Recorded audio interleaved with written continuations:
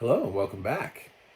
I did this last year. I thought it was fun. I'm doing it again. This is rewriting the Oscars. What I'm doing is I'm going back through and I'm taking sort of the categories we have today and applying it to the Oscars of yesteryear. This is actually the first one that I'm doing is 10 years ago. So this would be the 86th Academy Awards or slash films that were released in 2013. So strap in, and this is just me. I'm the only Oscar voter here. Basically, I've jettisoned everybody else from the Academy Awards. This is based on what I watched and what I liked, what I think would deserve a nomination. I think we always talk about these films that didn't get nominated, and then we like discover them later on down the road, and it'd be great for them to be nominated, or a film that doesn't hold up, and film that just we forgot. If you look at the Oscars, there are plenty of films that you're like, "What is this movie?" It's not like, and you like to try to find it, and it's like you can't even find it. It's like, is there even a copy? Can I ever see this movie again? And it's very weird, to see some of those things pop up, and it's like, I maybe you had a great performance, but man, your film didn't seem to like hit the actual cinematic experience for the rest of you know film. Yeah, I don't know how to say that. The longevity just wasn't there. Meanwhile, there've been other films. There's always that great debate about Shawshank Redemption, you know, and where it comes into place. I think the more that people have seen Shawshank Redemption, because the conversation originally was, well, Pulp Fiction should have won Best Picture that year. Should it? Because Shawshank was also there. So Shawshank has come up, and I think Shawshank might still be number one. Is it still number one on IMDb? I don't know. I should have checked, but I just pulled that reference out of my butt. But yeah, Shawshank is a great example of that. So anyway, this is gonna be random, but go ahead and click that subscribe button just in case you disagree with me. I've already tracked you, and you're already here. So I'm gonna kick it off by saying, shorts categories. I don't even know how to conceptually do that because I don't know how to find all of the shorts that used to exist back in the day. So there are no shorts.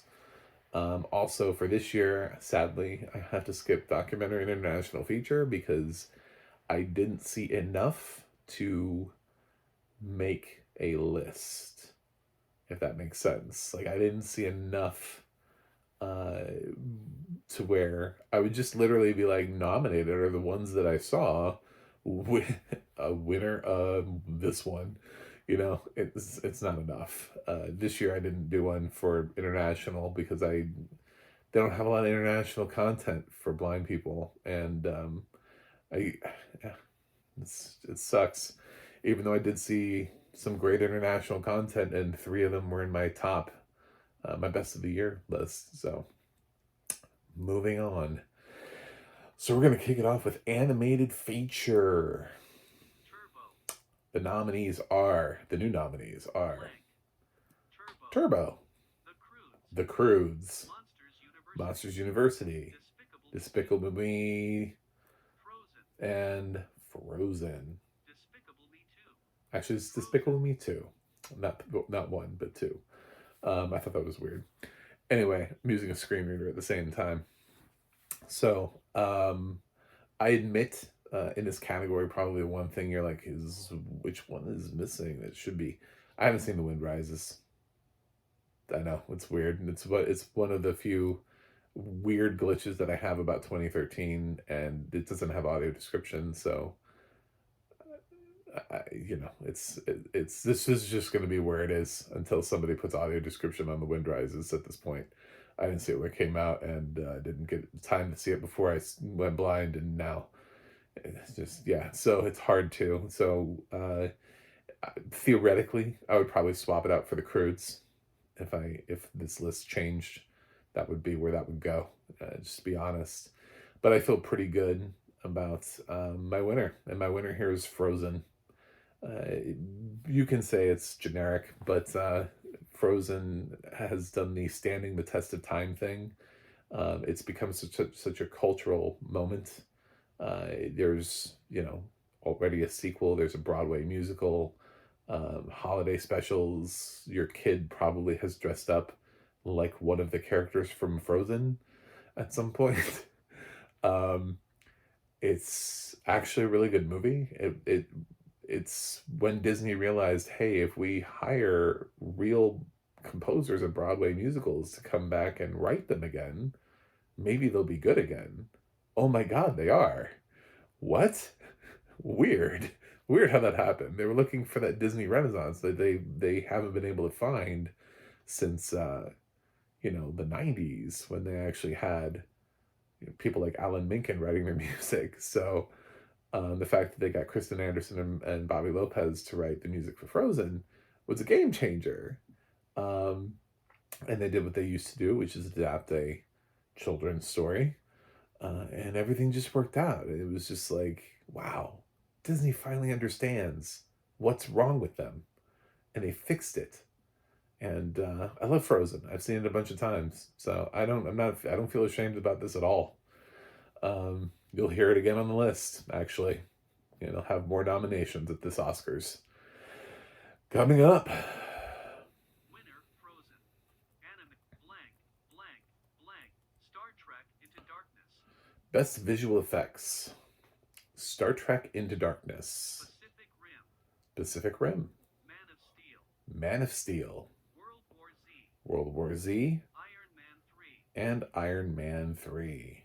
Winner Pacific Rim. And the winner goes to Pacific Rim because, yeah, Guillermo del Toro's bots versus kaiju thing looked incredible on the screen. I could see in 2013, so I can actually comment on this category. So don't look at me and be like, the blind guy is talking about visual effect. Yeah, this is during the period in time in which, yeah, I've seen visually the visual effects in all of these films, and these were the five I came up with on the list of the most memorable from the year that had the least shitty audio, visual effects.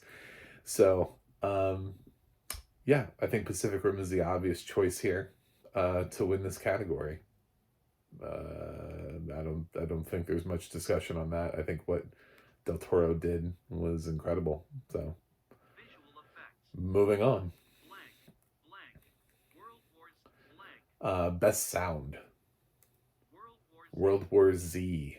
Star Trek Grammatical Error Into Darkness. Star Trek Into Darkness. All is Lost. All is Lost. The Great Gatsby. The Great Gatsby. Pacific Rim. And Pacific Rim. Winner World War Z. And the winner is World War Z. Sound. Yeah, I went with the zombie movie with all of the there wasn't really one that absolutely stood out to me as being like it's gotta be that one. So I just sat down and analyzed and thought of which one do I kind of remember sound the most. um I kind of thought about All Is Lost because he's out there on the ocean the whole time, but it's to capture that, with the storms and everything. I thought maybe that would be a really solid pick, but I also think World War Z was a really solid pick, so I went with World War Z. We're spreading out the love. That's 3 wins and 3 completely different films so far. Don't you like that? Yeah, everybody's getting an Oscar. So we're moving along. Blank This is blank blank. In summer, Frozen. Best Original Song. This category is going to piss you off. So, In Summer from Frozen. For the first time in forever from Frozen. Love is an Open Door from Frozen. Do you want to build a snowman from Frozen? And Let It Go from Frozen. I realize that only 2 songs from any from anything can be, but the funny thing is, this is the one time where I made that. I went ahead and allowed the old rule to come in because Frozen was the reason that the rule changed. I can't. What is it? 3 or 4 songs that they got. There was only like one other nominee in the category, I think. It was basically all Frozen songs, and then the song branch was like, no, you can't do that. No, not fair. It's like Frozen had great music. And I look back on it and I'm like, what else did you have that year? The closest that I came to was the Mr. President song from Inside Llewyn Davis. And honestly, I can't say that I remember that better than any of the songs from Frozen. So, I really, I'm all about picking a nominee that is not just great, but is also memorable. Like, that also 10 years down the line, we don't go, what song is that? What was that? Can you sing it to me? Can you hum it? I don't know what that song is. Like yeah, that's where my head's at. Again, it's about longevity. It's about which film really hit, which song really hit, and so Winner, you want grammatical error to build a snowman. Frozen. my winner, Original song. um, I decided to go with a little bit of a different thing here. So instead of doing "Let It Go," um, my favorite song in Frozen is "Do You Want to Build a Snowman?" And I think it has a really classic,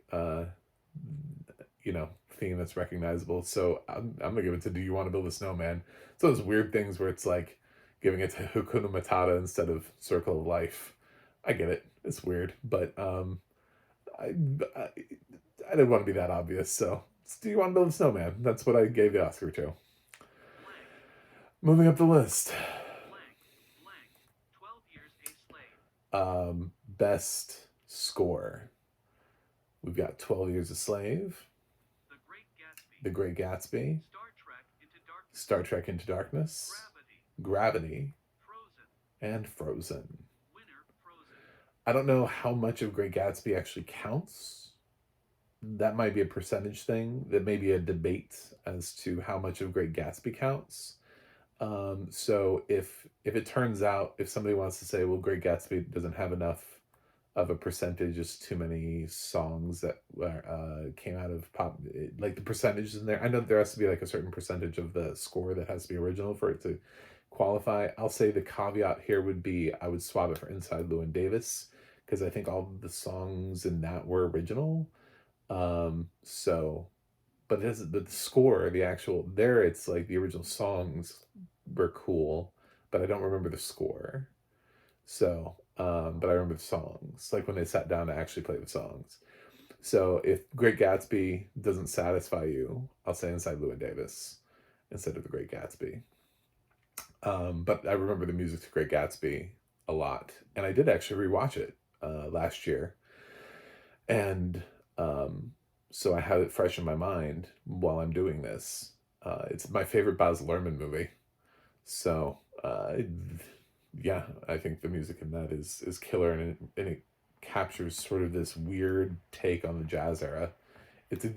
Feels very Baz, the whole thing. Anyway, but it didn't win. My winner here for best score is Frozen.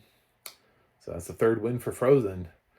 We've got an animated feature, original song, and score. And let's be honest, those are the three categories that probably should win. So moving up the list. Blank. Blank. The Wolf. The Butler. The Great Gatsby. Oz. The Hunger Games. This is Catching Fire. best Winner. Costume Design. costume design. Winner. Hunger Games. Catching Fire. Hunger Games, Catching Fire. Oz the Great and Powerful. Oz the Great and Powerful. The Great Gatsby. The Great Gatsby. The Butler. The Butler. The Wolf Grammatical. And The Wolf of Wall Hunger Street. Games. Catching Fire.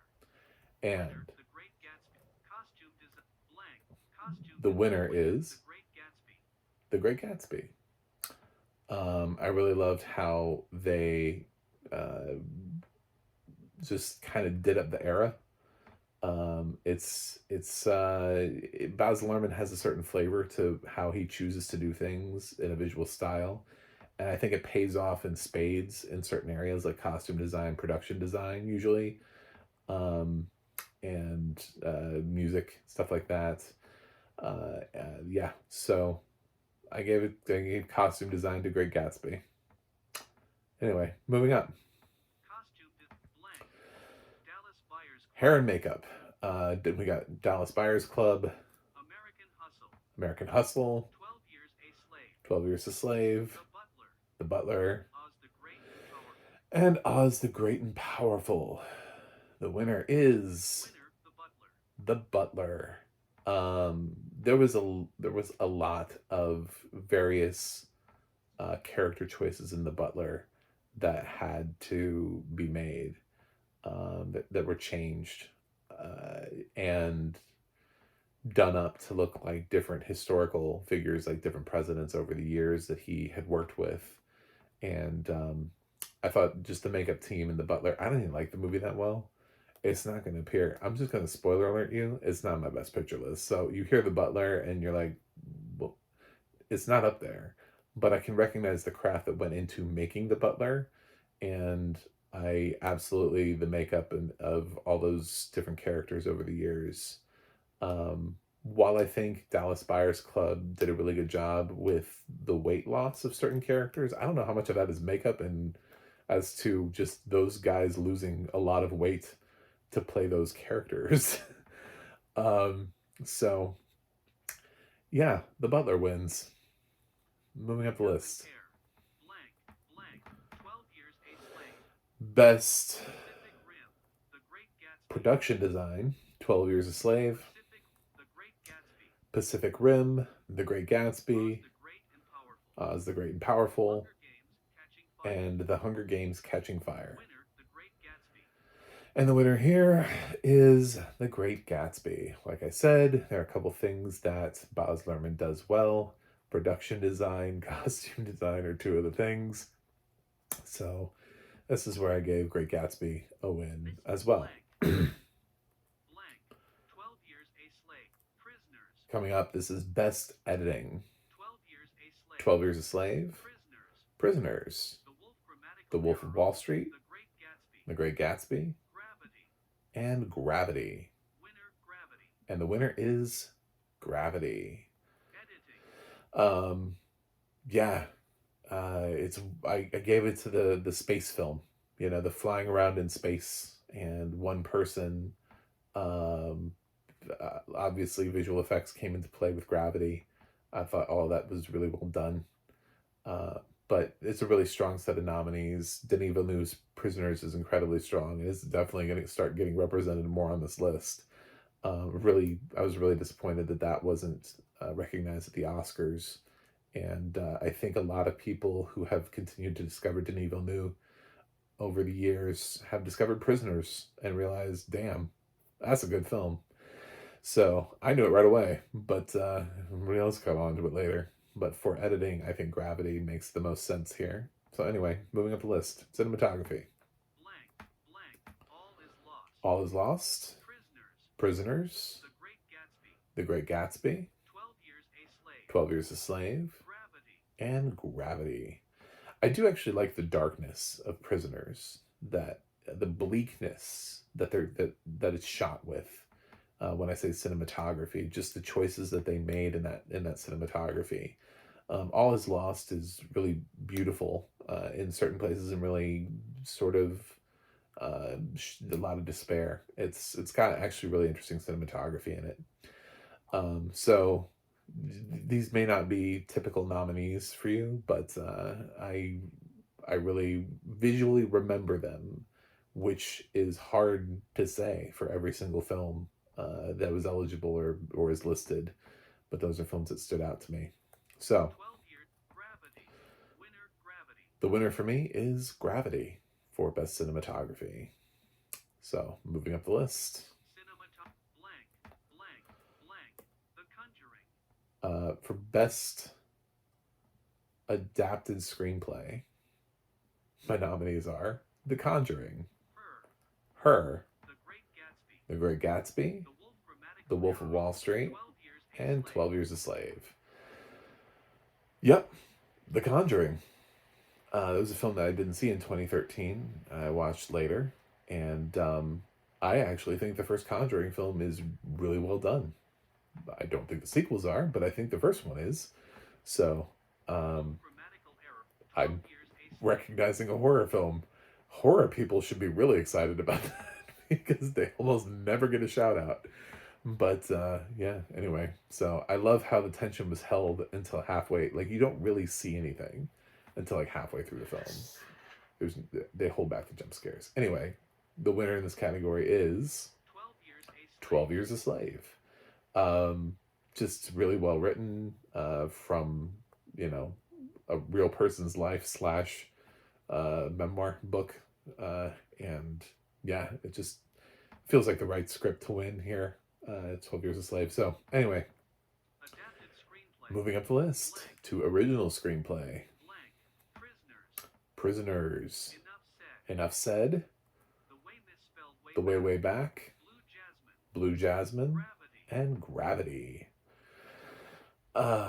I believe those are all original from what I could find online. I don't know. Anyway, yeah. So, or by Barbie rules, reverse Barbie rules. They become. Anyway, it's the winner here Winner, is Blue Jasmine. Blue Jasmine. I actually really think there's one thing Woody Allen does when he does it well and he does it right, and it's writing a really good screenplay.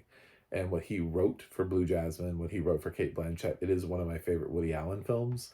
I know it's very passe to say nowadays, is to be like favorite Woody Allen is just not a phrase that you say anymore. But I would still, out of this category, give it to Blue Jasmine. I still think it's the best screenplay of the group. Just what he wrote for that. Anyway, moving up the list. Original screen. Blank. Blank. Best supporting actress. Blank. Blank. Melissa Leo for Prisoners. Lupita Nyong'o. 12 Lupita Years a Slave. Nyong'o for 12 Years a Slave. Oprah Winfrey. The Butler. Oprah Winfrey for The Butler. Jennifer Garner for Dallas Buyers Club. Carey Mulligan. The Great And Gatsby. Carey Mulligan for The Great Gatsby. Those are my nominees. Obviously, this would change quite a bit versus who was actually nominated that year. I have one.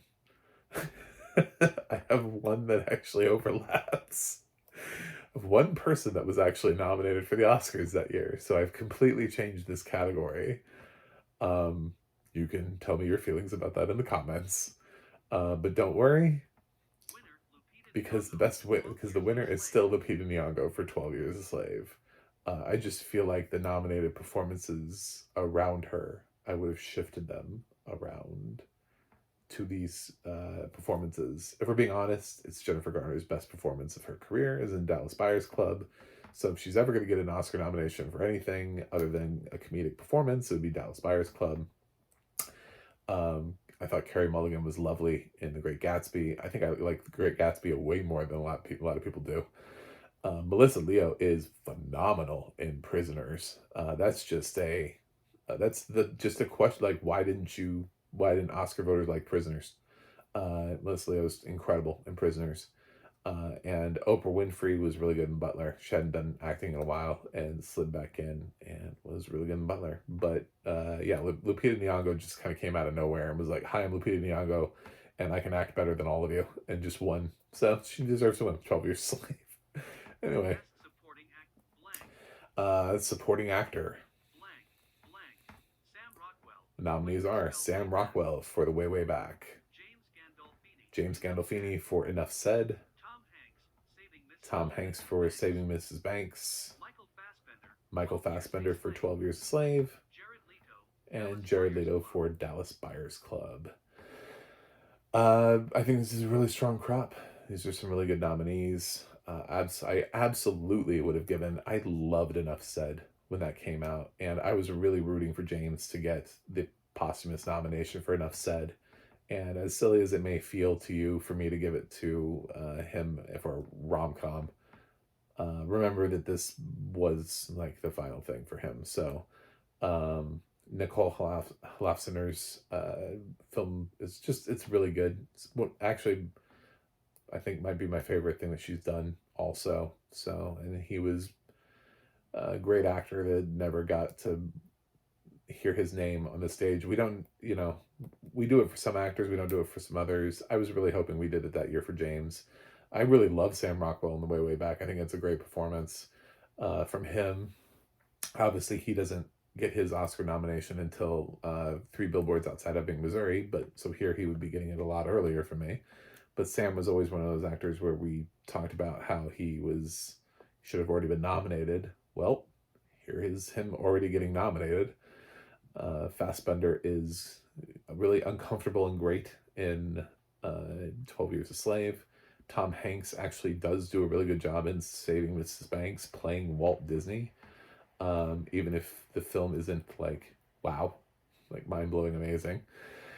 But the winner, Winner Michael Fassbender, 12 Years I a went with Slave. Michael Fassbender for 12 Years a Slave over Jared Leto. I know it's weird, but he's absolutely terrifying, and I don't know what else to do about that. So it feels weird. It's uncomfortable to give it to him, which is why I think a lot of people didn't vote for him. And Jared Leto's performance is way more like, uh, just you can see it on the surface. Um, but yeah, uh, I don't know.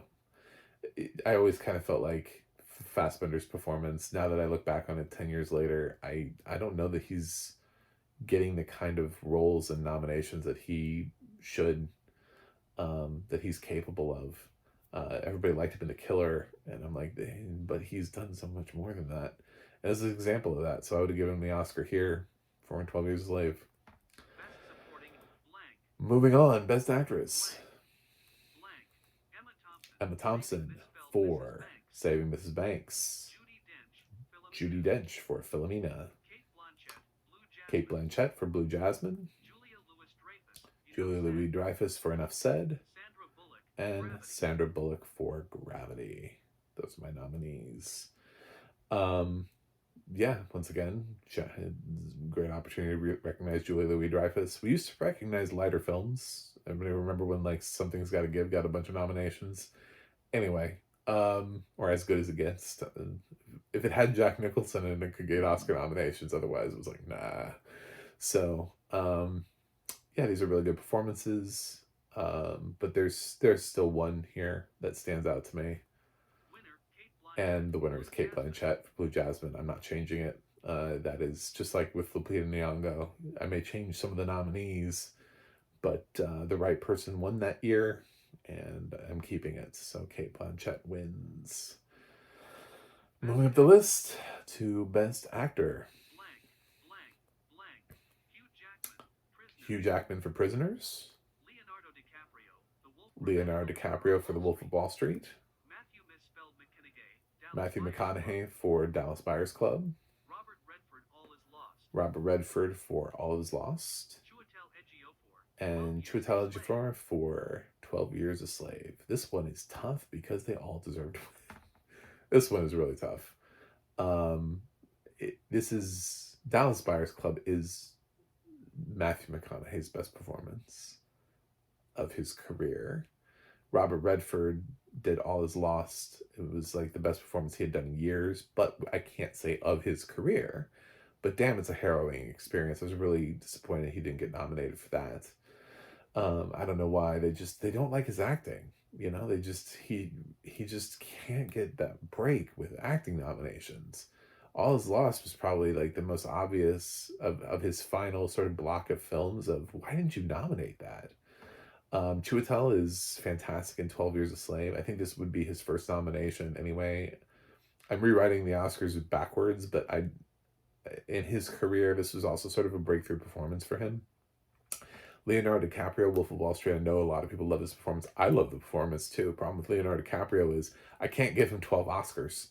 So, like I just can't win every single Oscar every single year. Neither can Tom Hanks.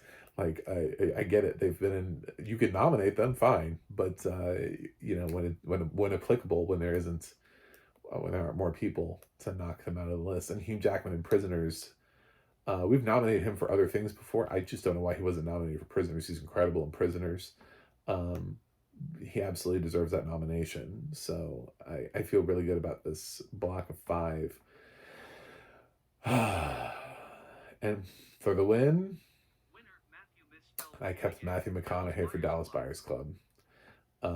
I still think he gives a really great performance, and this was such a turning point for his career. He was trying a little bit before this. We did see Mud happen for him. and he was trying to do a turnaround. He's also in a few minutes of Wolf of Wall Street, so he was actually trying to give a good performance. He had buzz. I don't know if everybody remembers that from Magic Mike. So yeah, he's never been better, and I'd love to recognize him for this. This is sort of like the standout year for Matthew McConaughey. Um, anyway, moving up the list, Best Director. Blank, blank, blank. Steve McQueen, 12 years. Steve a McQueen Slave. for 12 Years a Slave. James Wan, The Conjuring. James Wan for The Conjuring. Baz Luhrmann, The Great Gatsby. Baz Luhrmann for The Great Gatsby. Dennis Misfeld Villeneuve, Prisoners. Denis Villeneuve for Prisoners. And Alfonso Cuarón for Gravity. This is a better category to do 10 years later, because a lot of times I look back on a film and I can see how a director's style has evolved over 10 years, and I can see how what it is that they've done has really affected the movie that they were in. When you see more works by a certain director, Steve McQueen didn't have too many things to reference to for 12 Years a Slave, but I stand by that. I think now that I've seen more from him, I think exactly this deserved. Yeah, he is a good director. 12 Years a Slave did not happen in a vacuum. Same thing with James Wan. It's a weird nomination. I get it, but The Conjuring was good because of him. Because that first film, he understood the tension, he understood how to build it, he understood where it needed to go. So that's a sort of, this is a nomination that I wouldn't have had 10 years ago because I didn't see The Conjuring in 2013. But over the 10 years later, I was really impressed with how James Wan wrote and directed that film.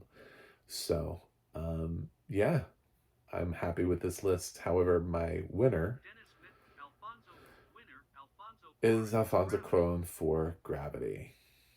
I like Gravity the most, and of the films of this group, with the way that it's directed, I just visually captivating piece of work. I know there's debatable about whether or not it is actually the best film of the year, and we'll debate that in a second because I'm about to do Best Picture list.